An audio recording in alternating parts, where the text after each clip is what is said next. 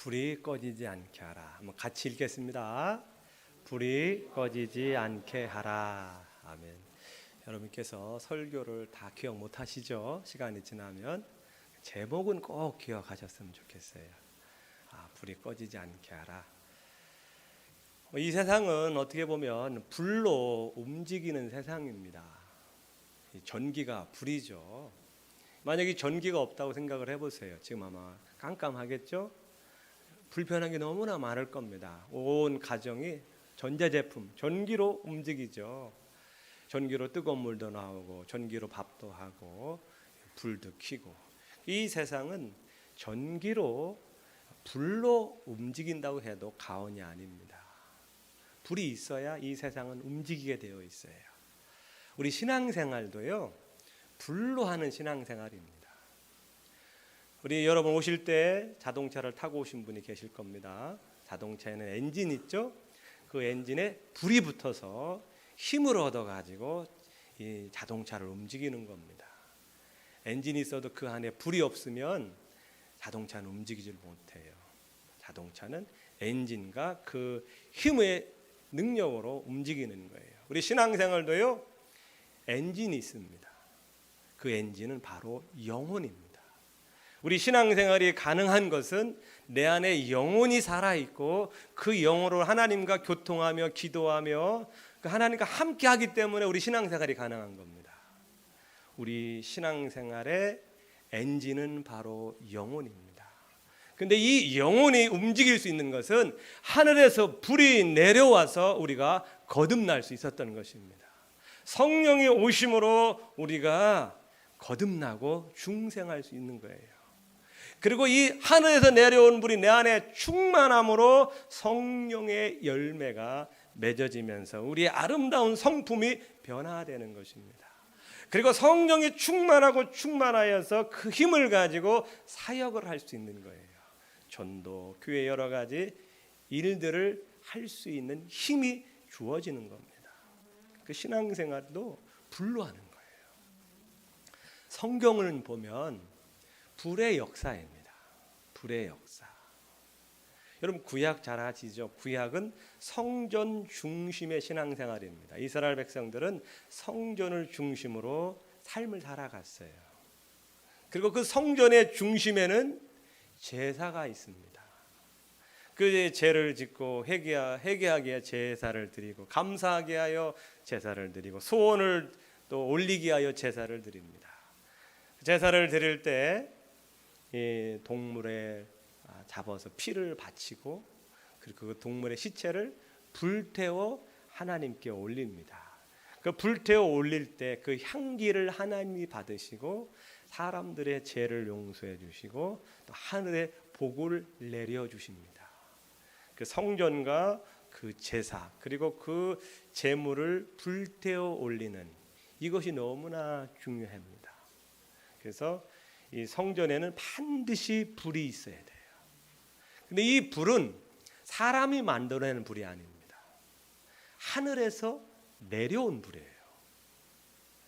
하나님께서 모세에게 성막을 짓고 여러 가지 제사의 방법을 가르쳐 주셨어요. 그리고 성막을 짓고 처음 제사를 드릴 때에 제물을 올려놓습니다. 그랬더니 하늘에서 불이 내려와서 그 제물을 불살라 오릅니다. 레위기 9장 24절 말씀입니다. 불이 여호와 앞에서 나와 제단 위에 번제물과 기름을 사른지라 온 백성이 이를 보고 소리 지르며 엎드렸더라. 처음 제사를 드릴 때에 하늘에서 불이 내려오니까 얼마나 사람들이 놀랐겠어요. 소리 지르며 막 놀라는 거예요. 이때부터 제사가 시작되었고 이 불을 가지고 구약에는 계속해서 제사를 드린 겁니다. 하늘에서 내려온 불을 가지고 예수님 오실 때까지 그 불을 사용하여 제사를 드렸어요. 다른 불은 허용이 안 됐어요. 한 번은 아론의 두 아들이 다른 불, 그냥 밖에서 불을 붙여가지고 제사를 드리려고 했다가 하나님의 큰 벌을 받습니다. 그래서 그 자리에 죽게 돼요. 그래서 아론과 모세가 너무 두려워합니다. 하나님의 제사는 하늘에서 내려온 불로만 가능했어요. 그리고 그 불을 통해서 제사를 드리면 하나님은 받아주신 것입니다. 오늘 3번에 걸쳐서 나오는 말씀이 있습니다. 9절 말씀에 보면 제단의 불이 그 위에서 꺼지지 않게 할 것이요. 12절입니다. 제단 위의 불은 항상 피어 꺼지지 않게 할지니. 13절입니다. 불은 끊임없이 제단 위에 피어 꺼지지 않게 할지니라. 3번에 걸쳐서 당부를 하고 불이 꺼지지 않게 하라. 그 불이 꺼지면 제사를 못 드려요. 제사를 못 드리면 이스라엘에게는 축복이 없어지는 겁니다. 그래서 이 불을 잘 간직하셔야 돼요. 그래서 그들은 광야 생활할 때도 계속 움직이잖아요. 성막을 접고 다른 곳으로 옮기면 그 불을 잘 보관해 가지고 꺼지지 않게 해서 다음 장소까지 잘 운반합니다. 그리고 또 그 불을 다시 피우고 제사를 드려서 불이 지금까지 내려온 것입니다. 신약도 마찬가지입니다. 구약은 성전 중심이었다면 신약은 교회 중심이죠.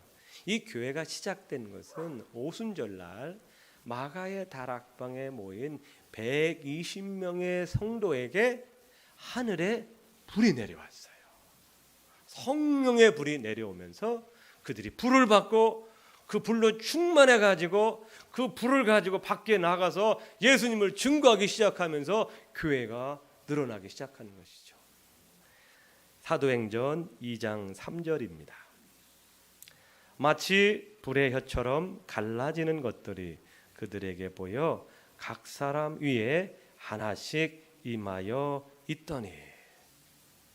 신약의 교회도 불이 내려오면서 시작된 겁니다. 불이. 구약은 성전의 제단에 불이 내려왔고 신약은 우리 심령 제단에 각 사람 제단에 불이 내려오면서 예배가 시작되고 교회가 시작된 겁니다. 그래서 우리 성도님들 신앙생활은 하늘에 내려온 불을 받으셔야 돼요. 불이라고 하면 좀 막 무섭죠? 이 불은 바로 성령님을 말하는 겁니다. 성령의 불. 이것이 있어야 우리 신앙생활에 힘을 얻을 수가 있고 말씀이 깨달아지게 되고요. 그 능력을 가지고 이 예배생활 신앙생활 할 수 있어요. 이것이 없으면 신앙생활이 너무 힘들어요. 인간의 의지와 노력으로 하려면 잠깐은 할 수 있지만 지속적으로 갈 수가 없어요. 우리 성도님들은 반드시 이 성령의 불을 받으셔야 되고 이 불을 잘 간직하셔야 합니다. 불이 꺼지지 않게 하라. 신약에서는 성령을 소멸하지 말라. 그렇게 표현하고 있어요. 성령을 근심하게 하지 말라. 왜냐하면 그만큼 중요하기 때문에 그래요. 성령이 없이는 우리 신앙생활이 힘들어요. 그냥 클럽 활동이라든지 그냥 모임 행사일 뿐이지 진정한 신앙생활이 될 수가 없는 겁니다.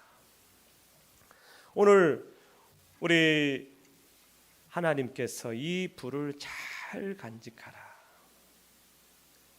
꺼지지 않게 하라. 너무나 중요하기 때문에 이것을 마귀도 알고 있습니다. 마귀도 알고 있어서 하나님은 우리에게 불을 붙여주시고 타오르기를 원하십니다. 반대로 이 마귀는 우리 사람 안에 있는 심령 안에 있는 제단의 불을 끄려고 지금 난리를 치고 있어요. 여러분 아무리 불타오르는 불일지라도 비 오는 날에는 약해지고 꺼질 수밖에 없죠. 마귀는 우리 성도님들 안에 있는 불을 끄려고 지금도 난리를 치고 있어요. 물을 뿌려대고 있어요. 찬물을 막 갖다 부어 붓고 있어요. 우리가 이걸 아셔야 돼요. 하나님은 불을 붙이러 왔어요. 내가 세상에 불을 던지러 왔노니라고 말씀하셨어요. 이 불을 붙으면 내가 무엇을 원하리요? 하나님께서 성령의 불을 우리 던져주셔가지고 우리 불이 붙은 사람들입니다. 그래서 예수님 믿는 거예요. 성령님이 아니고는 우리가 이 진리를 깨달을 수가 없어요. 깨달았기 때문에 우리가 지금 믿고 있는 겁니다. 이거 없이 신앙생활 하려면 힘들어요. 반드시 불을 받아요. 기억하세요. 우리 예수님 불을 붙이려고 지금 애를 쓰고 계시는데 마귀는 불을 끄려고 지금 막 애를 쓰고 있어요. 찬물을 끼얹고 있습니다. 어떤 물을 막 마귀는 던질까요? 말 그대로 막 이 컵에 있는 물을 갖다 부을까요? 아니죠. 어떤 불입니까? 근심, 염려, 걱정, 두려움입니다. 세상 살면서 여러 가지 문제 가운데 우리의 근심, 염려, 걱정, 두려움 이런 것들을 갖다 두면 한번 근심이 찾아오잖아요. 그럼 눌리기 시작을 합니다. 눌리기 시작하면요, 신앙생활이 그때부터 힘들어요. 혹시 여러분 눌려 있습니까? 근심, 염려, 걱정, 또 두려움. 뭘 먹고 살까? 너 어떻게 살까? 이런 두려움, 세상. 어제 우리 어떤 청년과 신방을 하면서 마음의 고민을 나누더라고요. 좀 우리 교회 안에서 이렇게 사역을 하고 예배 생활하면 참 평안하고 좋아요. 그런데 밖에 나가서 친구들을 만나고 사람들을 만나면 흔들린대요. 뭐 친구들은 지금 막 열심히 직장 생활하고 돈 벌고 뭐 인생을 계획하고 뭐 집도 사고 뭐 해외 여행도 가고 뭐 이런 나름의 뭐 꿈을 꾸고 있잖아요. 그런데 나는 지금 뭐 하고 있지? 이런 생각이 세상에 나가면 문득문득 드는 거예요. 다들 열심히 직업 준비하고 돈 벌어야지. 돈을 모아서 집도 사고. 온통 이런 세상의 문화가 이렇게 흘러가고 있다 보니 세상에 가면 이런 어떤 세상의 근심 염려가 막 파도처럼 밀려오는 거예요. 마귀는 이렇게 하면서 우리의 믿음의 신앙을 흔들어내고 있어요. 세상의 근심 염려 걱정. 또 마귀가 잘 쓰는 게 뭡니까? 돈입니다. 돈을 직접적으로 표현해요. 돈에 대한 욕심을 자꾸 부추겨요. 돈이 있어야 산다. 돈이 있어야 노후도 편안하게 살 수 있다. 돈이 있어야 떵떵거리며 살 수 있다. 돈이 있어야 행복해질 수 있다. 온통 이런 것들을 우리에게 막 집어넣죠. 돈이 막강한 힘을 가지고 있는 것이 현실입니다. 우리 신앙인들도 돈을 무시하고는 살 수 없죠. 하지만 우리가 이 돈을 잘 다스리지 못하면 신앙의 걸림돌이 될 수 있다는 것을 아셔야 합니다. 예수님께서는 씨 뿌리는 비유를 통해서 4가지를 말씀하셨죠. 4가지 밭을 얘기하셨어요. 길가밭, 돌짝밭, 가시떨기밭, 옥토밭입니다. 그 중에 3번째는 신앙생활을 이미 하고 있는 분, 신앙생활을 오래 하신 분들에게 하시는 말씀이에요. 가시떨기는요, 씨가 뿌려져서 뿌리가 내리고 이제는 막 자라가려고 하는 상황이에요. 이제 조금만 가면 열매를 맺을 단계입니다. 그런데 조금만 더 자라면 열매를 맺는데 이 가시들이 딱 위에서 누르다 보니까 위로 올라가질 못해요. 그 가시에게 눌려가지고 신앙이 또 가라앉아요. 이것을 예수님께서는 마태복음 13장 22절에 이렇게 표현하고 있어요. 가시떨기에 뿌려졌다는 것은 말씀을 들으나 세상의 염려와 재물의 유혹에 말씀이 막혀 결실하지 못하는 자요. 이제는 신앙생활 어느 정도 해서 이제 막 자라서 열매를 맺어가려고 하던 차에 가시가 누릅니다. 그러다 보니 다시 가라앉아요. 이 가시는 세상의 염려입니다. 무엇을 먹을까? 무엇을 입을까? 무엇을 마실까? 세상의 염려 아닙니까? 재물의 유혹입니다. 염려를 하다 보니 그 염려를 해결할 길은 뭡니까? 재물로 나를 책임지려고 하는 것이죠. 이것을 우리가 조심해야 합니다. 자칫 잘못하면 우리도 세상의 염려와 재물의 유혹에 마음이 빼앗겨요. 마음이 빼앗기면 하나님은 멀어지게 되어 있어요. 디모데전서 6장 9절과 10절 말씀입니다. 같이 읽겠습니다. 시작. 부하려 하는 자들은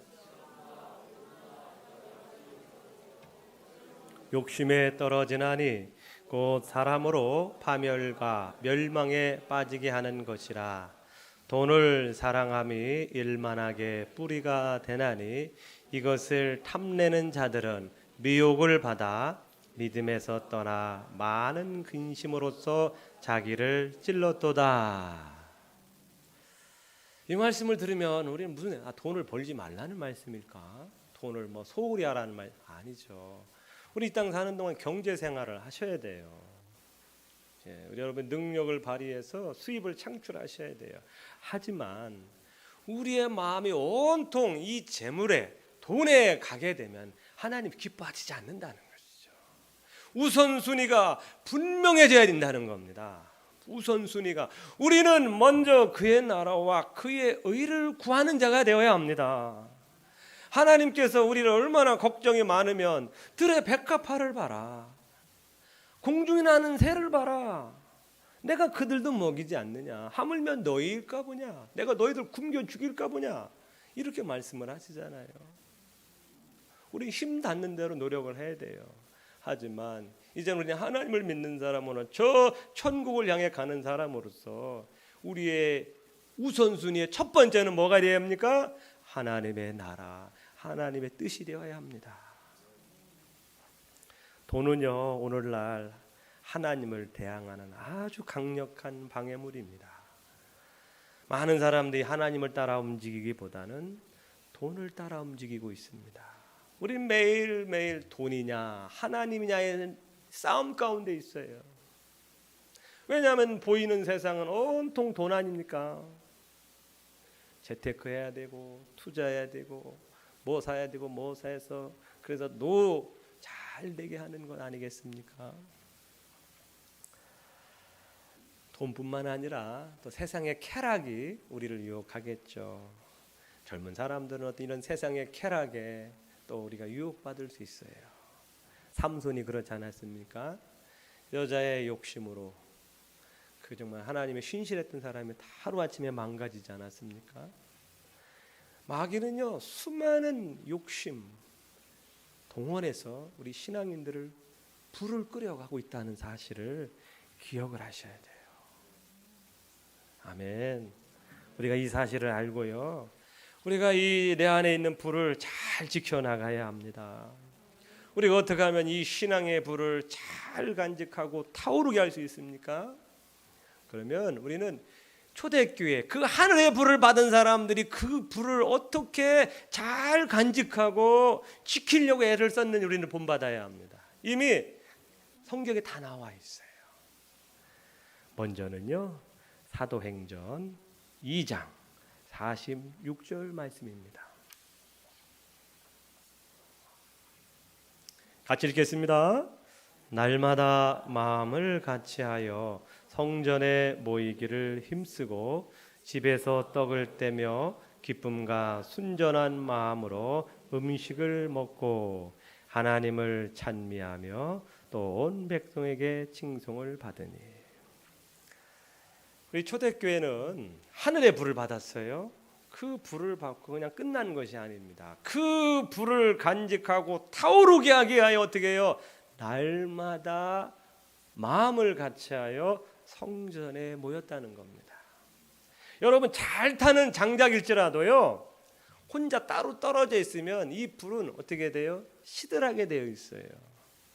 시들시들하게 돼요. 나중에는 꺼질 수 있어요.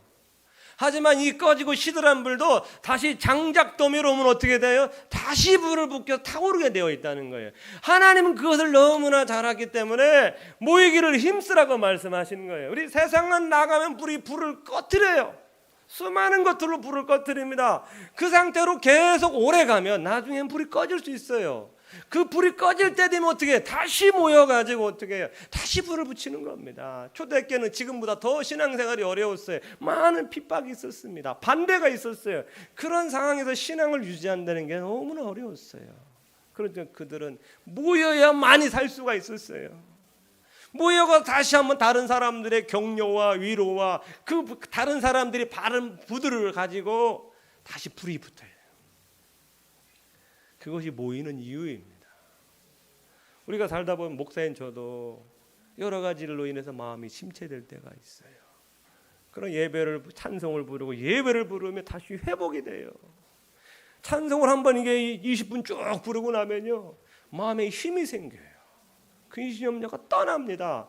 여러분 세상을 이기고 마음을 다시 뜨겁게 하는 길은 다른 길이 없어요. 다른 길이 있으면 저한테 알려줘 보세요. 다른 길이 있어요. 예배를 드리지 않고 내 믿음이 뜨거워지고 신앙이 잘 유지될 수 있는 길이 있다면 가르쳐 줘 보세요. 저도 배우고 싶어요. 없어요. 하나님은 우리 교회가 모이기를 힘쓰기를 원하시는 거예요. 여러분이 혼자서도 나는 잘할 수 있다 뭐 그러면 상관없어요. 근데 그게 쉽지 않아요. 그래서 이 장작, 우리는 장작이라고 생각하셔야 돼요. 함께 모이면 타오르게 되어 있어요. 하나님 그걸 원하십니다. 그래서 여러분 자동차 엔진에 불이 붙으려면 기름을 넣어야 하잖아요. 기름. 우리도 마찬가지예요. 우리 영혼의 불이 엔진인 영혼이 불이 타오르기 위해서는 계속해서 예배의 기름을 불어 넣으셔야 돼요. 여러분 기름 다 떨어졌는데 괜찮아 하는 사람 있어요? 끄떡없어 하는 사람 있어요? 얼른 주유소 가야 하잖아요. 마찬가지입니다. 우리 영혼이 시들어지고 마음이 약해지면 교회 갈 때가 예배할 때구나. 가셔야 돼요. 모이셔야 합니다.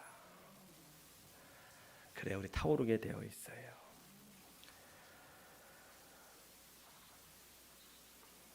사도행전 2장 42절 말씀입니다.